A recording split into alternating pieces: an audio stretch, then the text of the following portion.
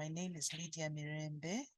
I'm the Manager Corporate and Public Affairs, and I'll be your chair this morning, just to make sure that this is not a robot speaking to you. I'm going to switch on my camera briefly before we get started, and after which we shall have a word of prayer by Lillian, and then we'll get into the day's business. Okay. Good morning. Thank you very much for joining in. It's always a pleasure to spend some time with you, our dear stakeholders in the retirement benefits sector.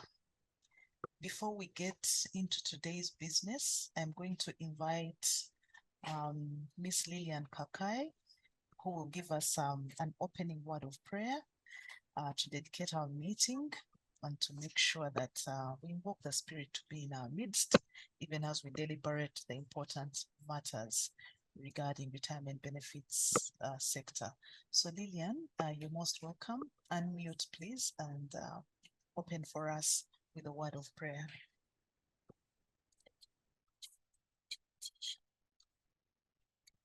We pray for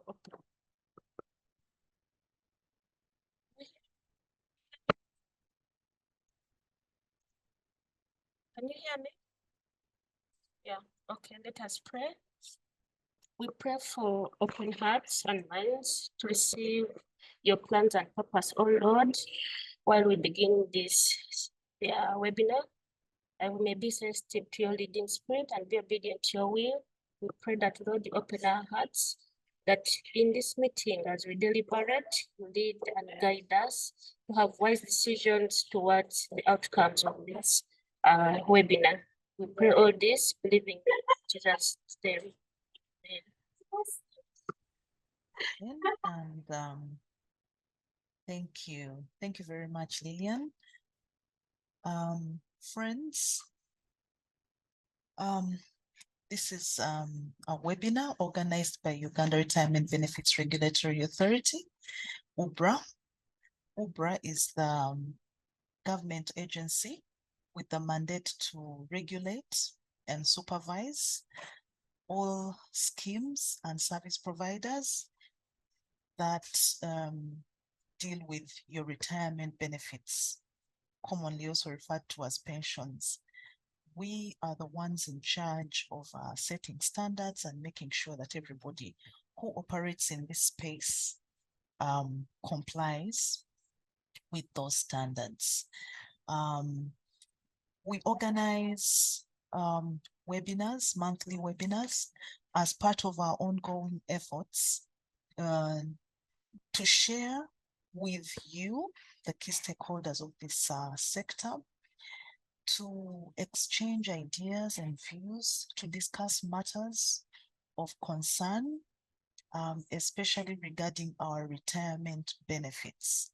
Most of the work that we do rotates around retirement benefits, the saving, the investing, management, operation of schemes, supervision of all service providers. That is what we do.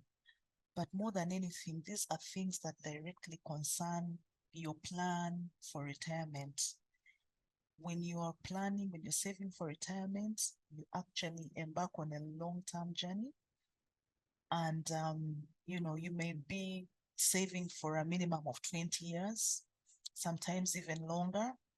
And our business is to ensure that while you are saving with a retirement benefit scheme, your money is safe and prudently invested, such that when you finally come of age to retire, to start your life in retirement, you have a good starting point in terms of finances, at least to take you for the duration of your retirement. So that's what we do mainly.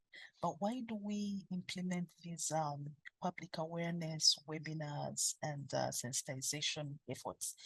It's because we are aware that as members of schemes, as savers, There are certain things that one, we may not necessarily be aware of, but two, we may know, but we don't take very seriously. We do not quite appreciate how big, important they are.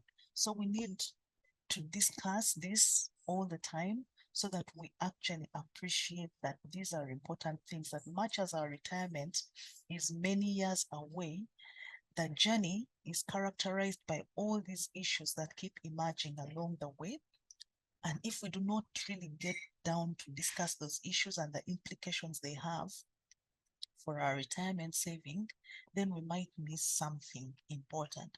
So that's why we have these monthly webinars where we discuss different issues concerning your retirement benefits.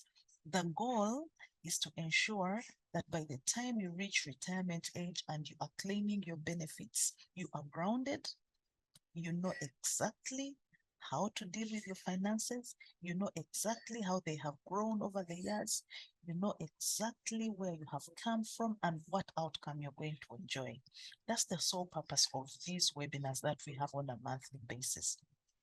We encourage you to always visit our website, ubra.go.ug, where you will find a lot of information about retirement planning and retirement saving. We also encourage you to follow us on our socials at UbraUG, on YouTube, on Twitter or X, on Facebook. We use the same handle. There's a lot of information. And of course, we encourage you to always sign in whenever we have these webinars, which come on a monthly basis, so that we can exchange ideas and understand and learn together and walk this journey of retirement planning together. So this morning, we're going to be talking about the important issue of annual general meetings for members of schemes. In Uganda, many of us subscribe to one scheme or another, NSSF and other occupational schemes. And the the most important tool that we have as members to use to understand what's happening, how are our finances invested, what are we gaining, what are we losing, what are the trust needs. One important tool is the annual general meeting, but many of us are not very alert to the importance of the annual general meeting. Recently, with the aid of technology, we are becoming more aware and more enthusiastic about AGMs. If, for example, you see the National Social Security Fund AGM, it is one of the most anticipated events nowadays. Everybody wants to tune in, not just to know the interest, but to also know the other things about how monies were invested and the things that are happening in the fund. The same applies to all these other schemes which we are members to. And it's the AGM season. Many AGMs and many schemes are now hosting their AGMs, but we need members to understand when you get into the AGM, then what? What do you ask? So why are you there? What do you really need to know?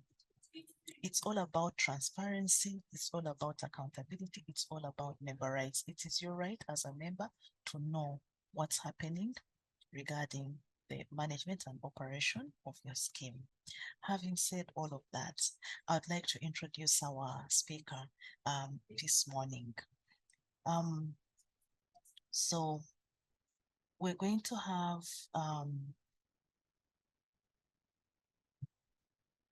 Miss Annette Jagenda. Annette is a senior supervision officer here at UBRA, and she has really served in that position for nearly 10 years, which means that in her experience, she has interacted with schemes during supervision exercises, and she has so many realizations that will inform our discussion this morning. Annette is a seasoned financial sector professional with a remarkable track record in social security and pensions. She's an expert in market conduct and prudential supervision. As I've mentioned, she's been at it for 10 years. Annette has a comprehensive understanding of the complex dynamics within the pension and retirement benefits industry, and the broader financial landscape. She has an executive master's from ISAMI, along with extensive training from the World Bank and the Toronto Center. Annette is especially passionate about using her experience and expertise to make meaningful impact on individuals' social and financial futures. Ladies and gentlemen, join me in welcoming Annette. And without further ado, I'll invite Annette to share with us what she has prepared. After Annette's presentation, we shall have a question and answer session, and then we'll see how to bring it to an end. Annette Jagenda, over to you.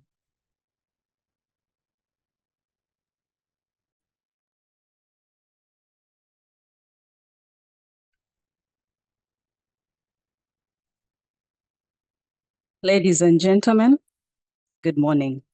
I'm so delighted to engage with you this morning to discuss accountability, transparency, member rights, and the value of annual general meetings in retirement benefits schemes. Thank you, Lydia, for the introduction. Could you please confirm you can hear me? We can hear you, but we can't see you yet. Kindly give us a view of your video so that we know who we're talking to. Thank you.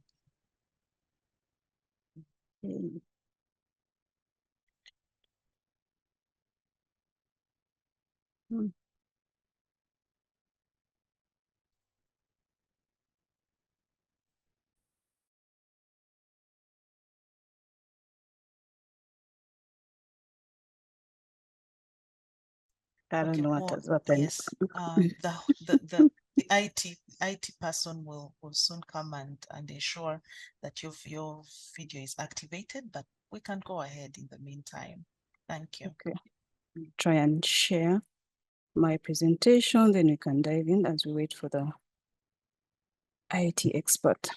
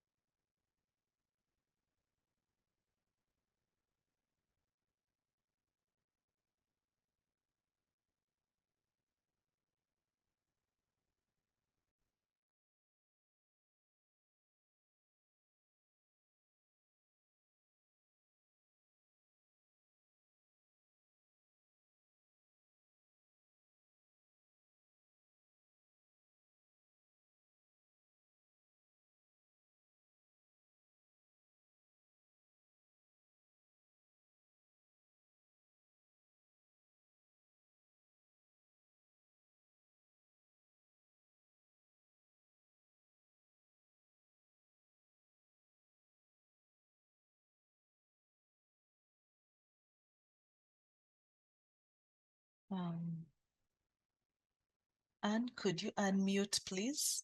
We don't hear you. You are muted.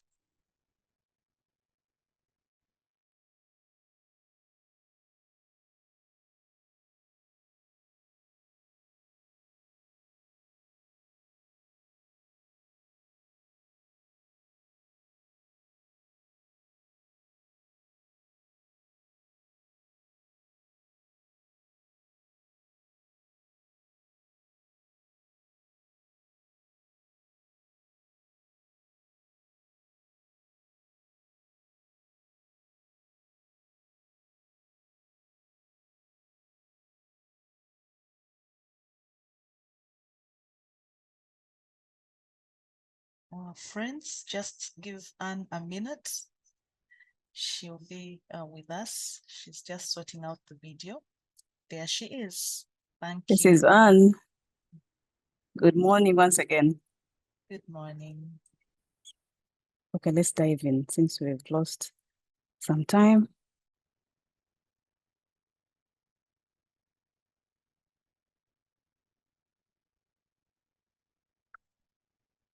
Thank you. As introduced, we're discussing transparency, accountability, member rights, the value of annual general meetings in retirement benefit schemes.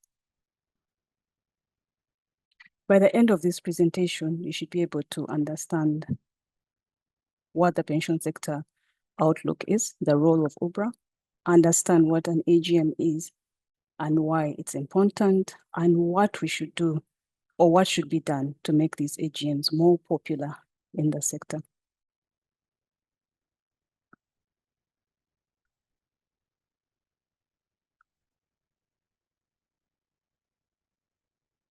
So UBRA is the Uganda Retirement Benefits Regulatory Authority, which was established under the Act 2011 to regulate the establishment, management, and operation of schemes in Uganda, both private and public, to supervise the schemes and service providers, to protect the interests of the members, to advise the Minister for Finance on national policy relating to the pension sector, to implement all government policy relating to the sector, and also to license the service providers in the sectors, which include the custodians, the trustees, administrators, fund managers.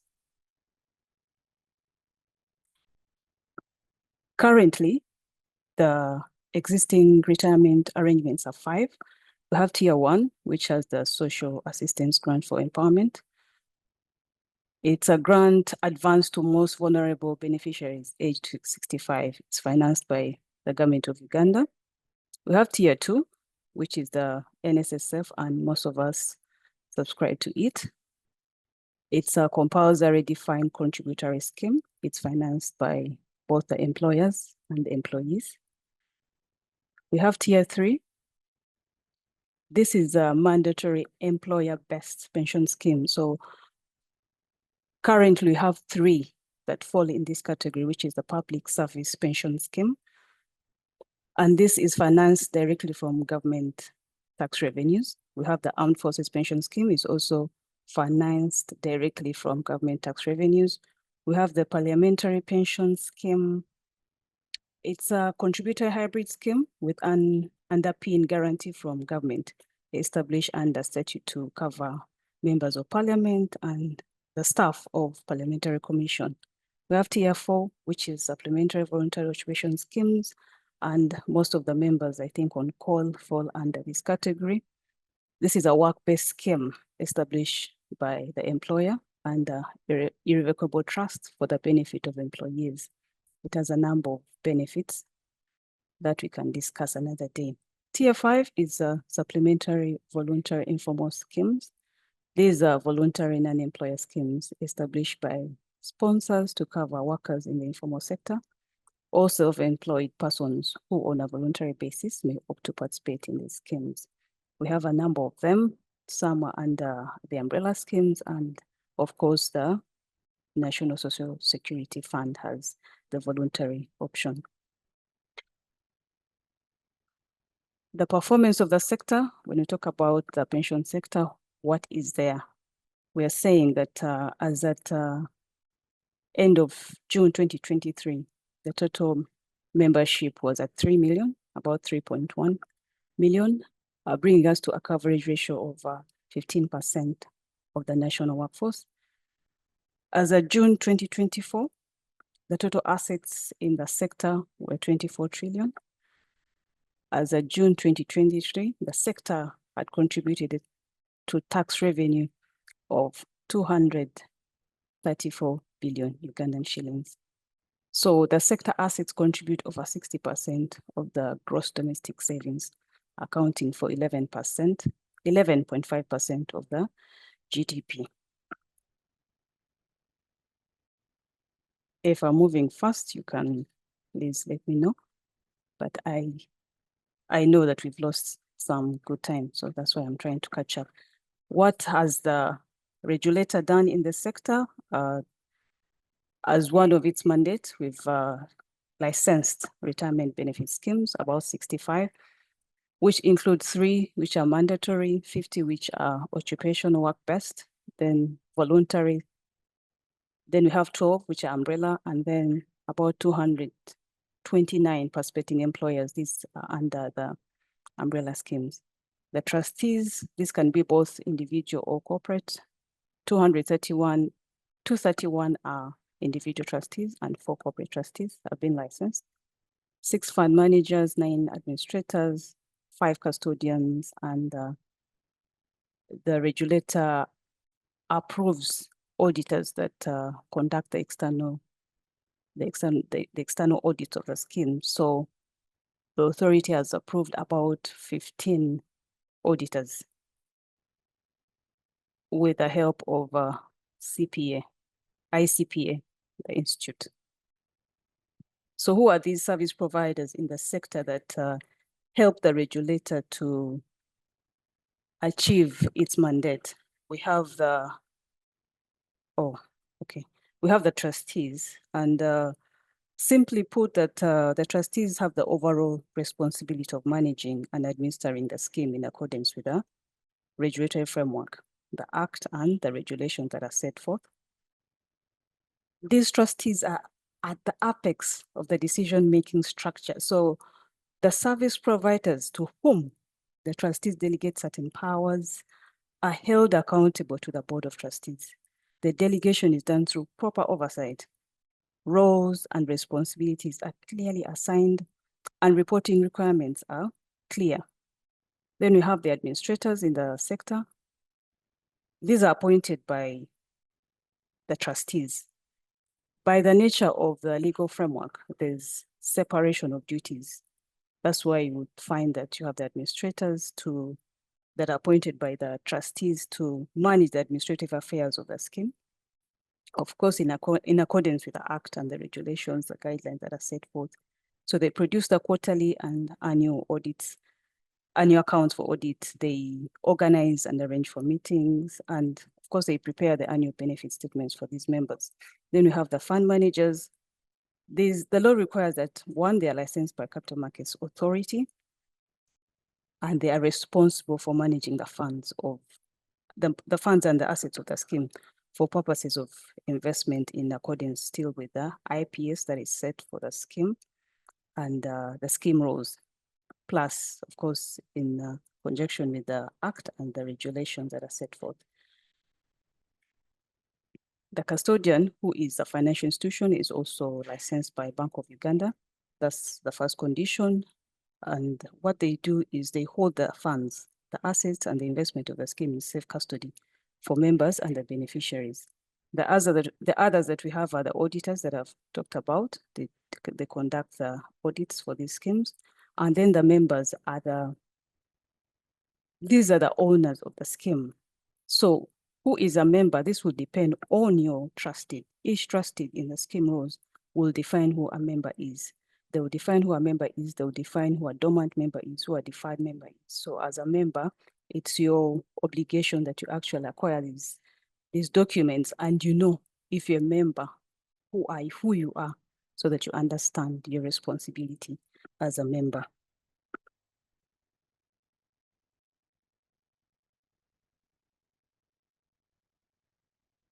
So the transparency, accountability, and member rights, these are the guiding principles of the existing retirement benefit schemes. And they are considered fundamental. These principles ensure that the schemes operate fairly, they operate responsibly, and in the best interest of the members of the scheme. So simply put, that transparency is or refers to the clear and open sharing of information regarding the management and performance of the scheme. This transparency is vital in fostering trust and accountability among scheme stakeholders. To note that the level of transparency also mitigates the risk of mismanagement and fraud. If, for example, if a scheme is opting to join an umbrella, what is the clear process? How did you come to select umbrella A? So the regulator has shared a lot of information, the guidelines, regulation, the acts, all the legal framework. So if you use the WUBRA website, the guideline will be there to actually guide you on how to outsource these service providers so that the process is clear, is transparent, and everyone is in the know and comfortable. It brings trust. It fosters the trust and accountability among all the scheme stakeholders, the members and all the service providers. When we talk about the member rights as a guiding principle for the retirement benefit scheme, we are saying that the members of a scheme are entitled to certain rights under both statutory and applicable common law of trust. And what we mean here simply is that as a member, you need to know clearly, for example, what is the rate of contribution? How regular are these contributions? Are they coming in monthly? You have the right to the documents of the scheme, that is the IPS, the trust deed, the policies, the financials. You have the right to access these documents, and you should exercise your right as a member. You have the right to know the dispute resolution mechanism, and if you're not comfortable with it, you have the right to walk to the regulator and lodge in your complaint as a member. You have the right to nominate your beneficiaries. So you have a number of rights as a member, and it's our prayer that every member gets interested and they can exercise their rights fully as the members of these schemes. When you talk about accountability, this is ensuring that the trustees and the service providers act in the best interest of the members. So during this AGM, trustees are held accountable to the members, providing explanations and justification for the decisions made throughout the year. So that is why we encourage members to attend. Apart from it being a legal requirement, we encourage members to always attend and listen to these reports being prepared and presented by the service providers and the trustees.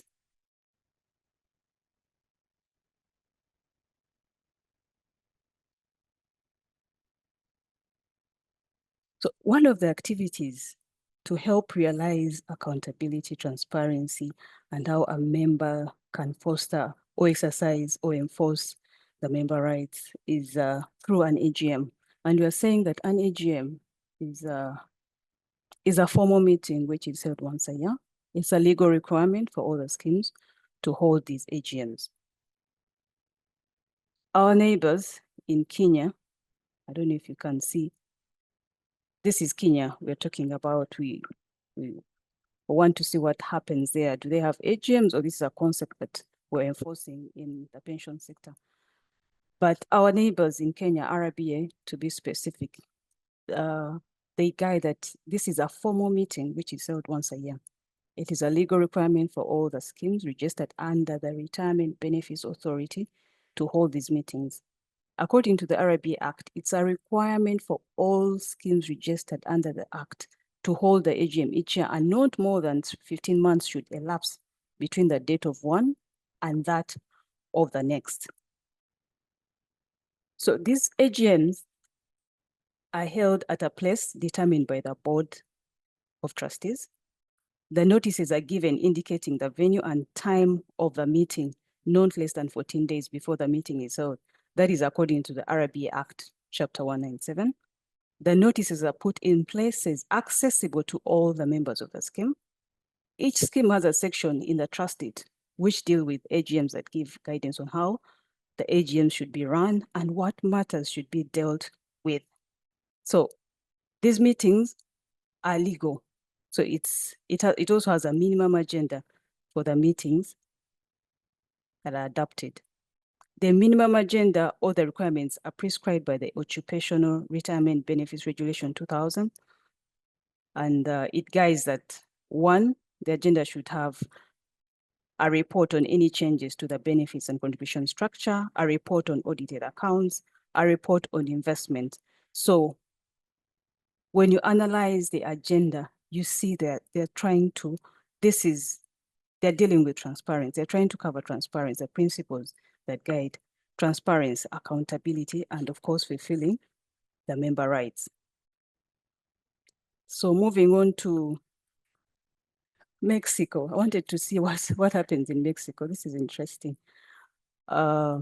So CONSA in Mexico requires pension funds known as AFOAs to conduct annual general meetings for governance and oversight purposes. So my looking at different jurisdiction is to emphasize that annual general meetings is an international concept and it's not a local concept or OBRA concept that we are trying to enforce, but it's a best practice that we're trying to enforce.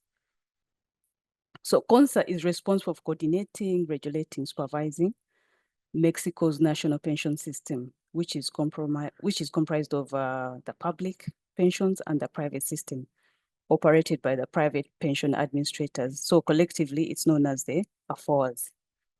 So the AFOAs report on their financial health, including investment performance, the risk management, the ESG, the fees charged, and these are done all at the AGM. So this concept is known, OBRA's concept is the best. It's the best practice. It's an international concept that we are trying to enforce. Back in Uganda, our regulations, management and operation of retirement benefit scheme amendment, Regulation 2023, Regulation 4, the trustees are to convene an annual general meeting of the scheme within 6 months from the end of the financial year of the scheme. So you can see it's not very different from our neighbors in Kenya. In Uganda, still, if I could just go back a bit. Yes. Still, according to this regulation, management and operation of schemes 2020.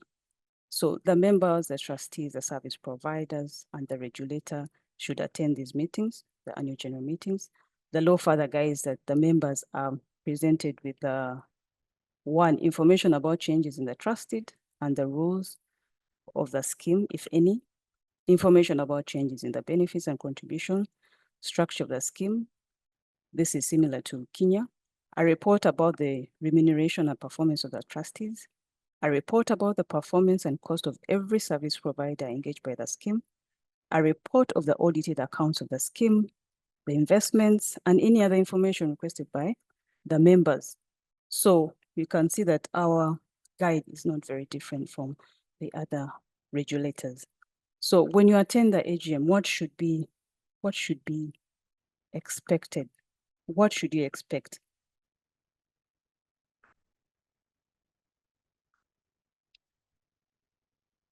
So a fund manager will present the investment performance of the scheme, and that is crucial. The custodian will provide a detailed report on the pension fund assets. The external auditor will offer an independent and objective opinion of the scheme's financial position and performance of the scheme. Then the administrator who arranges and prepares the minutes will also, they also present a report on the annual accounts. And of course, they've organized the AGM with the trustees.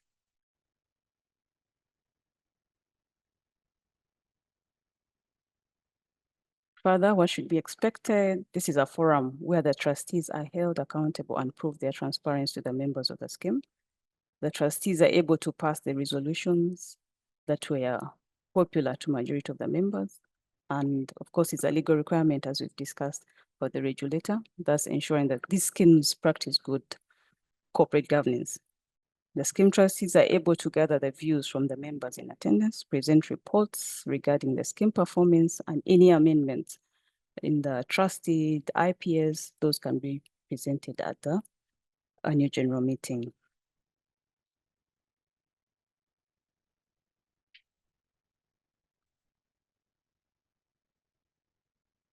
So as a member, how would you benefit by attending this AGM?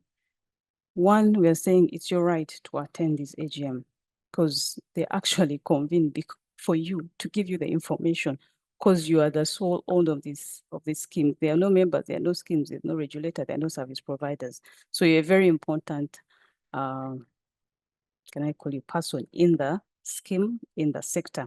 So that's why these AGMs are they are prepared, they are convened so that you get the proper reports. And we are saying you get as a member, you get the sector updates, information about changes in the benefit contribution, the structure of the scheme. All these will be presented at the AGM. Performance of the scheme, the service provider reports, as earlier indicated, the interest declaration, which is a highlight of, of the AGM, the cost of these service providers. Are they paid? How much are they paid? Are they overpaid? Are they underpaid? They have to report all this to you as a member. So we encourage the members to be interested, attend and listen to how your funds are being appropriated, how the funds are growing, so that you know it's your right as a member.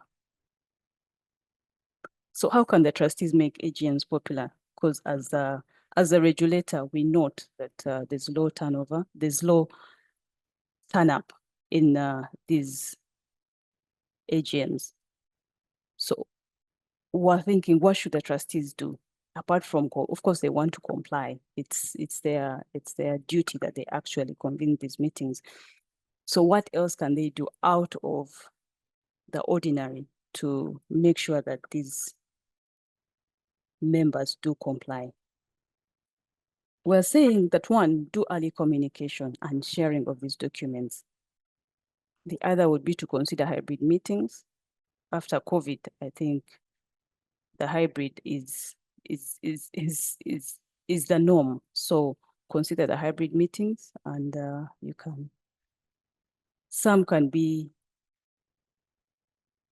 virtual, especially for schemes that have offices around the country and everyone can come. The virtual bit, the hybrid bit can give you quorum, can give you numbers.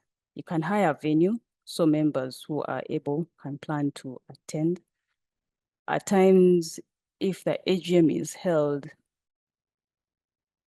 in the same place where I'm working, chances are I'll be on my desk still finishing a report. But if it's outside, maybe the members can plan to actually go early. If it's at 3, if it's at 2, someone can plan to actually leave their desk and attend this AGM. But if it's within the same the workplace, it might be hard. It might be hard. There's always something on the desk that has to be completed, that is urgent and has to be attended to. So have a theme for your AGM, okay, and an engaging and relevant agenda to the member, so that it's not repetitive. It's not as in someone can't sit and there was a survey that was done in Kenya, and that was one of the that's what was highlighted by the members, that these AGMs are so repetitive. They know they'll go, the trustees will start, the service providers, the regulator is there, question and answers. Maybe there's some tea, or the scheme is very conservative and they can't even provide. So it's very repetitive. And if the trustees can try to think out of the box to make it. I attended one of the AGMs and there was a speaker. I'm from the regulator, I'm from the financial sector. I've had all these literacy trainings, but I was captivated and I was very interested, as if I'd never attended any of these. So such talks can actually prompt people. So if I attended and I came and told my neighbor who didn't attend, the next time they want to attend. So having these innovations, being creative around how to hold the AGM can bring up the numbers. Of course, constant reminders to the members, leverage social media, the emails, and of course, provide sufficient information that would benefit and encourage them to attend the next AGM. This I've talked about. And of course, we can have the post-AGM follow-up. Do a survey. They can tell you, they can give you feedback, and you see how to improve. And then next time we can have good quorum. Conclusion, we're already here. We are saying that the AGMs are very crucial as they ensure transparency, accountability within the scheme's operations. So AGMs allow members to receive updates on the scheme's financial health and management. What are these service providers doing? What are the trustees doing? How are your funds performing compared to other schemes in the sector? So, which helps maintain the integrity, confidence, and strengthen trust in the retirement sector overall. So, what we are simply saying as UBRA, that we will ensure that trustees have organized, have held the AGMs in a manner that is beneficial and creates assurance to the scheme members. And further, the regulation requires that we actually attend. So UBRA, as a regulator, is in attendance. So you as a member, you can ask anything, clarification. If you have suggestions to the regulator is in attendance. So you take that opportunity and interface with the regulator, the service provider, know who your trustees are, who our service providers are. So we encourage the members to be interested. It's your right as a member to attend, but also your right that the trustees, the service providers can actually give you these reports, account, they're transparent, and it's full disclosure regarding your funds. Thank you, ladies and gentlemen. I am clapping for Anne, and I think let's all find our individual ways of applauding her for opening our eyes to the value of AGMs. Thank you very much, Anne. That was a very informative presentation. There are many things that we actually just take for granted, or we're just plain ignorant about. And this is the first time that we're talking about AGMs. This is the first webinar that we are discussing AGMs, and it's going to be the first in many to come, because I think that there are very many insights that you have triggered about AGMs. And I know that it's a very difficult subject. It's a very difficult subject to sell, mostly because the word transparency, the word accountability sends some shivers down some people's spines. But more than anything, people tend to be very busy. In Uganda, we tend to be very busy. We tend to be too busy, even for things that concern us most. We tend to wait until maybe the press publishes an update from the NSSF AGM, or from some umbrella AGM, or we wait until there's a scandal. We are too busy. But ladies and gentlemen on the call, this is the beginning of our journey to popularize and make sure that members take keen interest in annual general meetings. As Anne has so ably explained, there's a lot of value. Not only do you get to know who your service providers are, you also get an opportunity to interface with the regulator and ask any questions that have been bothering you. And thankfully, now with technology, it's possible to attend your AGM virtually. You don't have to trek from whichever district to come to a conference hall in Kampala. You can attend your AGM from wherever you are. And so for us, this is going to be the beginning of really, really encouraging members, wherever you are, whichever scheme you subscribe to never miss an AGM. So thank you very much, Anne. And thank you, members, for staying with us up to this moment. But we cannot go without hearing from you, either in form of comments, in form of questions, in form of proposals. How do we make AGMs more popular? How do we ensure that members, service providers, and everybody who's concerned with retirement benefits gets more interested in the matter of AGMs? We can hear your proposals, we can hear your comments, we can hear your questions. Feel free to raise your hand, or to drop your comment using the Q&A chat, and we will be able to share with everybody on the call. Once again, thank you very much, Anne. I am looking out for members who may have something to say. And it's open now, ladies and gentlemen. Let us know your thoughts. But maybe before, as we wait for more members to reflect on what we have just partaken from Anne. And I'd like to, I'm just wondering, these are my thoughts, and indeed their questions. I'm also a member of certain schemes, and I must say that I am guilty sometimes of not, taking keen interest. I really have to be mobilized and reminded and kind of whipped to come and attend my own AGM. But Anne, you talked about other schemes like in the opening, you talked about other schemes like the SAGE, the public service pension scheme, the armed forces, and I'm just curious, do those schemes also have AGMs the way that we know them? That's the, it just occurred to me that a lot of times when we are talking about AGMs, we are mostly referring to NSSF, the umbrella schemes. And I'm just wondering, at what point do those other schemes meet? Do they have an AGM? Do they have an opportunity like the SAGE beneficiaries?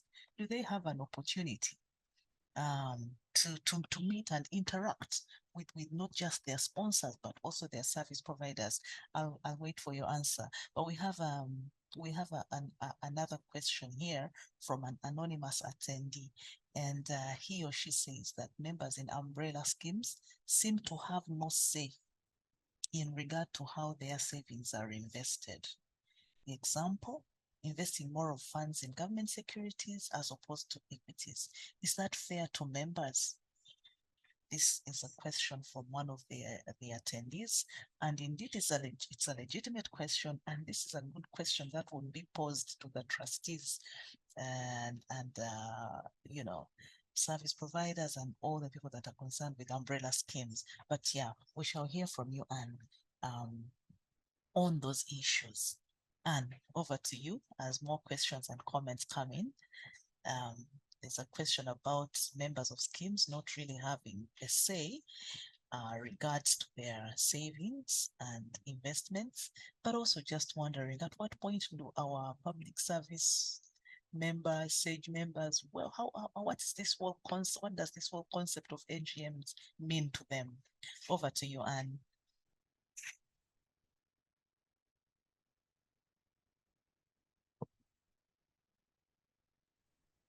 Thank you, Lydia. I was trying to find myself. The last question regarding umbrella schemes being cut off, the regulator notes the information gap within umbrella schemes, and we encourage that the corporate trustee, most of the umbrellas are managed by corporate trustees. They go ahead and encourage that each participating employer has committees. So these committees are not licensed by UBRA, but it's a committee on ground that can report any concerns to the bigger board, which is, you can find an umbrella that has about 20 participating employers, and maybe they can't keep up with every concern of each participating employer in a timely manner. But if we have these committees, they're able to push these concerns to the bigger board, which is the corporate trustee. That's how a member would be able to be heard. But if you were to wait for the annual general meeting, you would have lost the issue, you would have lost it. So we encourage that these corporate trustees go ahead and encourage the participating employers to put committees in place. And these committees with the service providers, they do the literacy so that also the members know who to actually approach within the participating employer. That's one way we can bridge the gap, but the regulator is aware of the information gap, and what we are doing, we are also now packaging webinars for these umbrellas to sensitize the members, to tell them about their rights, to tell them, some don't even know about UBRA. Some are not even aware that money is deducted and being invested somewhere. So to bring this awareness, the regulator notes the information gap, and it's work in progress, but we also encourage you as a member to talk to the corporate trustee, to your trustees, so that these committees are in place. They'll help us with bridging the gap. Thank you. Okay, thank you, Anne. Ladies and gentlemen, just I see a comment from Kahiji saying thank you so much for your submission. And Kahiji is still asking, is it applicable for the company coming to its concession and promising the employees to be paid their benefits after the concession dates? Talk about, is it applicable for a company coming to its concession and promising the employees to be paid their benefits after the concession dates? I think this is about dates at which employees are paid their benefits. We shall hear again from the supervision guru, Annette. Yes, and yeah, members, you can also throw in your comments on how you think we can make AGMs more popular, so that more members have a more greater interest in them. But Anne, there's that question about applicability of a company promising dates for the payment of benefits after concession dates. I hope I got it well. Maybe it's something that you are very well familiar with in the supervision and market conduct area. But yeah, it's from our participants, Kahiji A. Okay, over to you, Anne. Thank you, Lydia.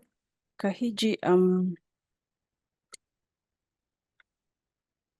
trying to understand. I don't know if it's the way the question was phrased. Yes, but for an employer to, Lydia, could you repeat? The employer is promising what? Is it applicable for the company coming For to the its scheme? concession and promising the employees to be paid their benefits after the concession dates? I think there's a company coming to a concession. That must be supervision jargon. And and I think whether the employees can be paid their benefits after the concession dates. If I've not captured it well, Mr. or Ms. Kahiji, please just clarify. And thank you so much for your question. Thank you, Lydia. We'll attempt as every scheme has a document we call the trusted and scheme rules. And under these scheme rules, they stipulate how each one should be paid, when they should be paid. Is it early retirement, when you're retiring? Everything will be defined. Definitions are very elaborate so everyone can understand. So these times are also stipulated when you should be paid. So for it to be verbal, as a member, you should be concerned. Anne, we've lost you a bit. Hello? We lost you a little bit. Can you hear me now? Now we can hear you. Yes, please. Oh, I was saying as a member, you should be concerned. You should know what's in the trusted so that the employer is not verbally telling you, I will pay you. You should know what the act, I'm quoting the act, what the trusted says, because that's the governing constitution of the scheme. That's what you should refer to, okay? And that's what should guide the payment process. You have trustees, you should be able to contact these trustees. And the regulator actually guides that the scheme and the sponsor, who is the employer, they are two different entities. So there's no way the employer should be the one telling you when to pay, unless this is in regards to the contribution still that will come through the trustees. As a member, you deal with the trustees deal with you. The trustees will be dealing with the sponsor. But to note that these are totally different entities and how the scheme operates, how the sponsor operates, They're totally two different entities. And the constitution of the scheme should guide on these payment dates and when and what should be paid. So as a member, be informed, be interested, and know what's in the trust deed. So you can ably advise or stand up for your rights as a member. Actually, Kahiji clarified that by concession, it really means the termination of the contract of the company. Like when I think the company has come to its end, and the payments accruing to employees in terms of their retirement benefits. I think that is what you have just explained, but maybe you need, if there's anything that clarification can help you add to the explanation, and it should. But having said that, you come back to it. There is another question, and it is from an anonymous. And yes, please. Before I lose that, as a member, you can whistleblow. You can whistleblow to the regulator and say, look, our contributions are not coming in. The regulator will contact the sponsor to find out the financial challenge and how that can be remedied, other than sitting back and these areas are growing month by month. And then maybe the sponsor will tell you, oh, I'm closing shop and I can't pay. But the earlier you bring it to the attention of the regulator, then there can be a remedy.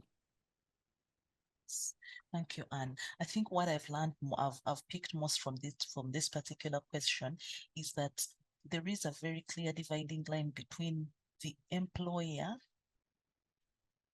and the scheme, the employer being a sponsor and the scheme. So when the employer is coming or terminating or coming to the end of their existence, they need to do things according to the procedure that is laid out in the trust deed, because the trust, the fund, much as it is sponsored by this employer, is actually operated as an independent entity. So when the sponsor is coming to an end, we have to be very clear what is the process that we are going to go through so that every member who belonged to this scheme that was once sponsored by you gets their due, what's due to them. So yes, it goes back to members really understanding what their trust deed says and being keen to know what is due to them as members of the scheme. So in essence, Mr. Kahiji, or Ms. Kahiji, I'm sorry, in essence, every scheme must have a clear clear procedure laid out in the trust deed. If we are closing, if our sponsor is leaving us, how do we transition? How do we change to get into the new state, whichever state that our scheme will be getting into? What promises can be made? It all has to be laid out clearly in the trust deed as a start. And should things not work out according to what you agreed in the trust deed, then as Anne has said, you are free to escalate to the regulator. But just also remember that in the context of membership, member rights, AGMs, the regulator is always there. And these are questions that can be thrown at the regulator anytime, any day. But there was one more question as we start to wind up, that can an employer choose to start a standalone retirement benefits scheme without joining an umbrella scheme in order to have total control over their employees' savings, how they are invested, and possibly achieve greater interest rates for its members? And Thank you. Thank you. Thank you, Lydia. Of course, under the umbrella, we talk about economies of scale, but still, if an employer chooses to start a standalone, yes, we've licensed a number of them. We refer to them as standalone, segregated. So the regulator would support you, would take you through all the process, the requirements of setting up a scheme, what is required as I presented. Of course, there's trustees who will do the management of the scheme. You'll need the trustees will go ahead and appoint the service providers to run the scheme. So this can be done, but also you have to, what can be put in consideration is the numbers. How many employees do you have? At times, if you have less than 50, it's better to just join an umbrella, because the standalone means you have to cover these costs.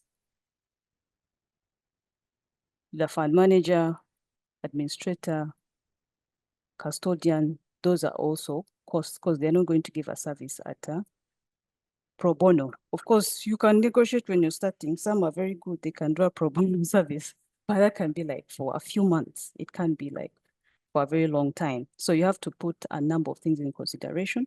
But when you're ready, you can walk to the regulator, and we'll take you through the process of how to establish a standalone or a segregated scheme, and we'll support you. Thank you. Great. Thank you very much, Annette, for the insights that you have generated through your presentation. Thank you very much, participants, for being here up to now and for, poking those interesting questions. And as we go away from here, we have one big challenge as members of retirement benefit schemes. We Lydia, need to get more interested. Yes, Anne? sorry, there was a question regarding, I don't know if it was tackled, that There was members in umbrella schemes seem to have no say regarding their savings. Oh, no, you didn't tackle it. Thank you very much. So, do you want to tackle it before I conclude? Yes. okay, thank you. Anonymous is saying members in umbrella schemes seem to have no say in regards to how their savings are invested. For example, investing more funds in government securities as opposed to equities. Is this fair to the members?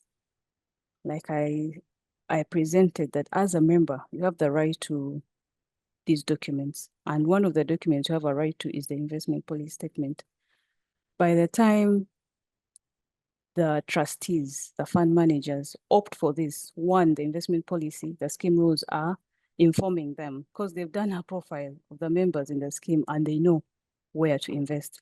And when they're doing this, they're looking out for the members.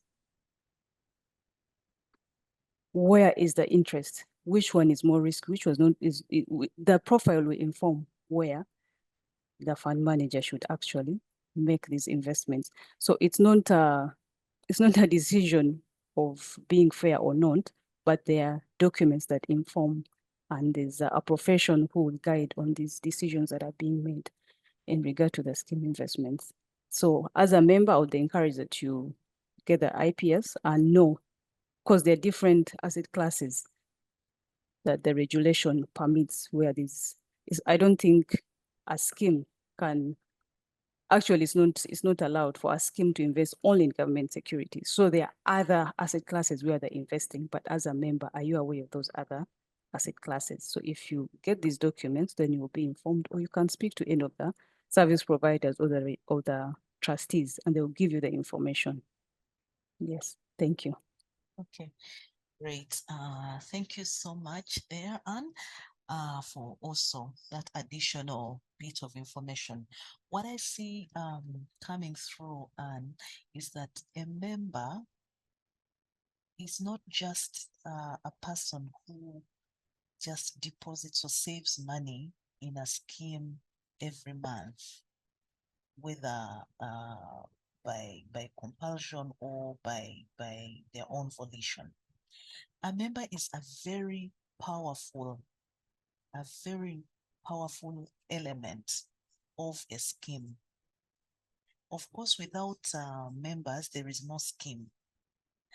But without the active involvement of members, there are so many things that could go wrong. There's so many things that can be forestalled only by active involvement, engagement, and keen interest of members. If members do not ask the hard questions, the service providers, the trustees will sit and relax and think that it's a smooth ride. So a member wields a lot of power in the scheme. If a member takes to the whistleblowing opportunity provided by the regulator and whistleblows on a particular practice within the scheme, the scheme can be shaken up. We're not saying that members should be vindictive and they should just be looking for faults. We are saying that they should be interested and actively involved. Not only is it your right, it is actually a responsibility, because how members engage with the schemes brings out the vigor, the vibrancy that a scheme actually requires. So as I said, that this is just the beginning for us at UBRA to promote the importance of AGMs. And we request you, those that have been able to be with us today, to go back with that challenge, that how can I contribute as a member to a more vibrant scheme? How can I contribute to a vibrant agenda? How can I contribute to a vibrant discussion? And provided some of the tips to make AGMs more interesting and more popular. I think this is the challenge that we should all go with. I remember when we were, in school, it used to be compulsory to attend school functions. If it's the assembly, you must be there. If it is end of term parade, you must be there.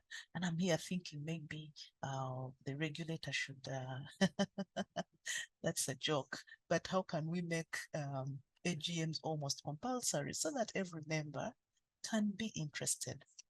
Anyway, at the end of the day, the power lies with the member. You can decide to be an active member. You can decide to hold your trustees accountable. You can decide to participate actively so that you have a vibrant scheme, so that everybody can gain from a well-managed, transparently managed and operated scheme. But that's a challenge we're throwing to you, and we hope that you can take it up. It's a season when many schemes are beginning to call their members for AGMs as we come to the end of the year. Please, if they call you, be there, because it is our right, it is our responsibility to participate in the affairs of our schemes and to be informed. At UBRA, we have this saying that an informed member is an empowered member.